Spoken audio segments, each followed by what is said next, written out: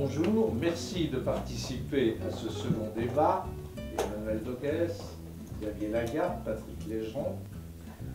Notre précédent débat s'est terminé sur des mots qui sont importants, en ce qu'ils sont très difficiles à définir par leur subjectivité, par la décence des conditions dans lesquelles les gens vont travailler.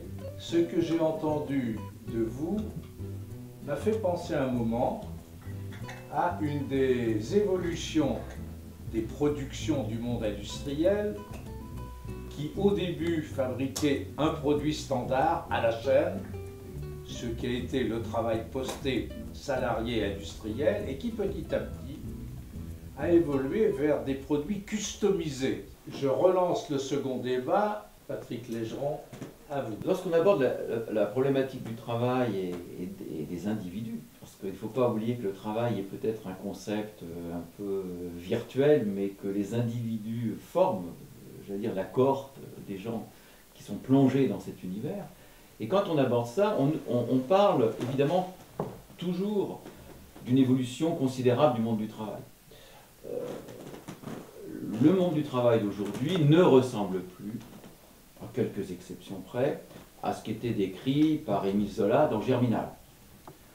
On a des environnements de travail qui donnent toutes les apparences du bien-être, des moquettes, de la climatisation, enfin presque partout, des belles plantes vertes, des restaurants d'entreprise, et c'est plus les hauts fourneaux, et même dans les hauts fourneaux, même dans les usines automobiles, on voit des robots qui remplacent les êtres humains, qui sont comme des martiens, dans des salles climatisées, etc.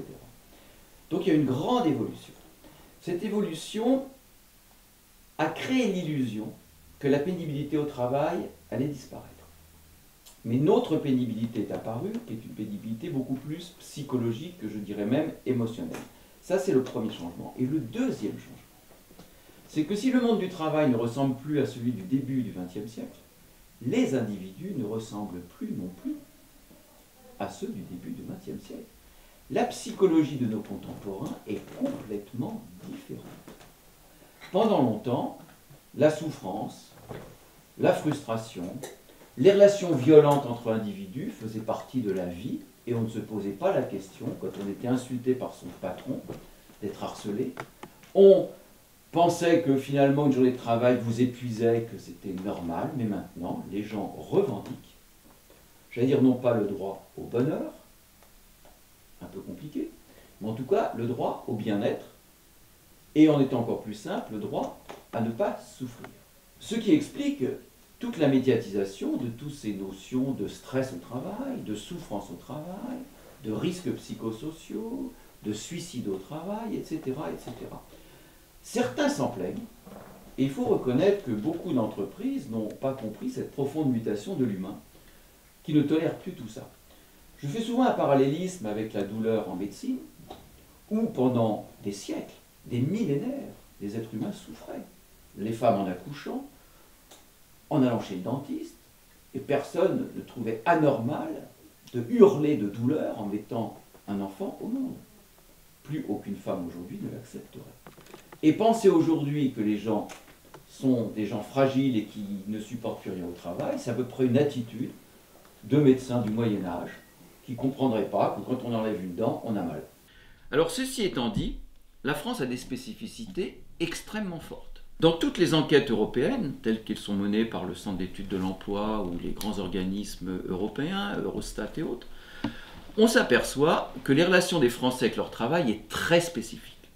Les Français attendent énormément de leur travail. Quand on demande à des Allemands, des Hollandais, des Britanniques, qu'est-ce que vous attendez du travail ? La réponse est relativement simple, c'est de quoi gagner ma vie, de quoi vivre et de quoi m'organiser. C'est ça, c'est-à-dire l'aspect assez matériel. En France, nos attentes concernant le bien-être, s'épanouir, se réaliser, nouer des relations avec les autres, etc., est extrêmement fort. Et évidemment, et ce sera ma conclusion de cet exposé, les attentes étant si fortes que, évidemment, les déceptions sont à leur taille. Et que l'une des explications du grand succès, si on peut dire, je mets entre guillemets succès, de cette notion de souffrance au travail, est extrêmement française. L'idée que la souffrance au travail soit un thème, la souffrance morale au travail, soit un thème récent et en plein développement me semble non seulement incontestable, mais effectivement une évolution très importante, que ce soit en droit ou en dehors du droit. Il y a aussi eu, mais ça vous êtes sûrement tout à fait d'accord, une individualisation très forte de la gestion du personnel. Et par cette individualisation de la gestion du personnel, on a eu une montée du contrôle de chaque individu devant être pris en tant qu'être complet, productif, contrôlé avec les méthodes de ranking, avec les méthodes... Donc on a demandé en quelque sorte un contrôle totalisant sur la personne. Et ça, c'est une source de souffrance qui est vraiment nouvelle. Autant quand vous aviez une usine avec un travail collectif posté, avec un garde-chiourme qui ordonnait à tout le monde de marcher ou même pas, vous aviez une véritable souffrance type de hiérarchie, une véritable souffrance des corps. Mais de souffrance morale, non, puisque finalement, il n'y avait pas de contrôle total de la personne, on contrôlait finalement les corps dans leur action, minutée, par rapport à la machine. Là, il s'agit de vérifier la motivation, le sourire, la sympathie, l'efficacité, le rapport client, et à ce moment-là, vous êtes pris dans un ensemble de chiffres tels que c'est évidemment extrêmement anxiogène. Question aux psychiatres, est-ce que vous ne pensez pas qu'il y a quand même une forme d'infantilisme à vouloir absolument que les lieux de travail soient un lieu d'épanouissement, etc. Malgré tout, bon, quand l'individu commence son activité professionnelle, au fond, quand il entre en société, il va quand même, c'est le moment où il va se coller à un univers qui est plus un univers affectif, dans lequel il y a un principe qu'on peut supposer normal et dans lequel il a évolué, dans le petit cocon qui sort. Il va falloir se frotter à une réalité dans laquelle il y aura des conflits, il y aura des difficultés, et cette espèce d'exigence de retrouver dans le travail un espèce de cocon et un confort émotionnel qui était celui qu'on pouvait avoir chez soi, me paraît quand même un petit peu inquiétant. On est sur une mauvaise pente, c'est-à-dire que la problématique du travail n'a pas été suffisamment abordée en tenant compte des aspirations des individus, de ce que c'est qu'un individu au travail, de comment, j'allais dire, il fonctionne psychologiquement et émotionnellement, puisqu'il n'y a pas que les contraintes morales, il y a les contraintes émotionnelles extrêmement fortes qui opèrent. Bon, quand je dis contraintes émotionnelles, il y a des gens qui sont dans la peur au ventre, c'est-à-dire qui sont dans une émotion d'inquiétude en permanence. Il y a des gens qui sont dans de la frustration, du mécontentement, de la révolte intérieure, parce qu'ils trouvent que les choses ne sont pas justes, ne sont pas acceptables, etc. Donc il y a tout ça. Mais la problématique, c'est pas de transformer le monde du travail en monde des bisounours. Oui, mais voilà, c'est pas ça. C'est pas ça. Ce qu'il faut dire, c'est que le travail, et tout le monde le comprend et tout le monde l'accepte, est un lieu de contrainte. Contrainte est la traduction du mot anglais stress. Si on veut traduire le mot stress, qui est un mot de langue anglaise, dans sa formulation de notre langue, c'est contrainte.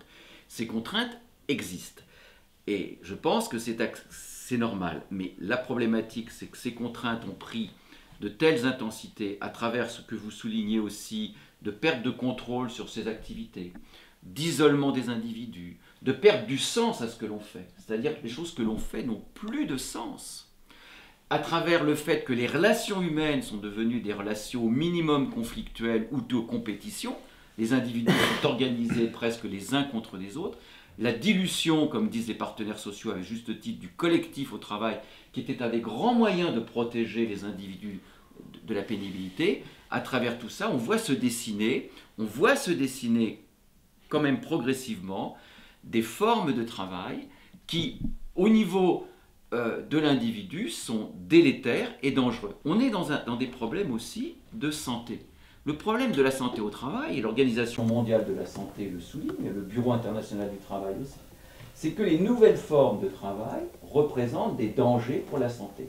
On voit apparaître des dépressions, des burn-out, des suicides, on voit apparaître des maladies cardiovasculaires, on sait maintenant, et c'est les grandes études de cardiologie, que ça a un impact, c'est-à-dire qu'on pensait que le travail, étant débarrassé des contraintes physiques ou environnementales, genre amiante ou radiation, qui sont relativement bien contrôlées dans les environnements, pensait que le travail n'était plus un endroit mettant la santé en danger. Si tout simplement le dernier rapport de l'Agence européenne de santé et sécurité au travail, grande agence de la Commission de l'Union, eh bien, ils indiquent que tous les voyants sont au rouge actuellement, c'est-à-dire de montée des facteurs de risques psychosociaux et de stress, parce que on demande aux gens d'avoir des objectifs de plus en plus élevés à atteindre, on diminue leur marge de manœuvre, on augmente le rythme des changements, qui est quand même un des grands facteurs de stress, le changement, c'est-à-dire les changements soit macro, restructuration, mais même micro, c'est-à-dire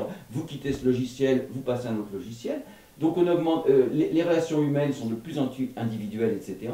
Donc quand on prend ne serait-ce que ces 4 facteurs, qui sont des facteurs de stress, eh bien en quelques années, en 5 ou 6 ans, puisque l'agence européenne évalue à peu près tous les 5 ou 6 ans ces environnements, eh bien on s'aperçoit que tout ça monte. Donc en fait, on est en train de s'orienter dans un environnement de travail qui met à mal le psychisme humain et plus globalement sa santé.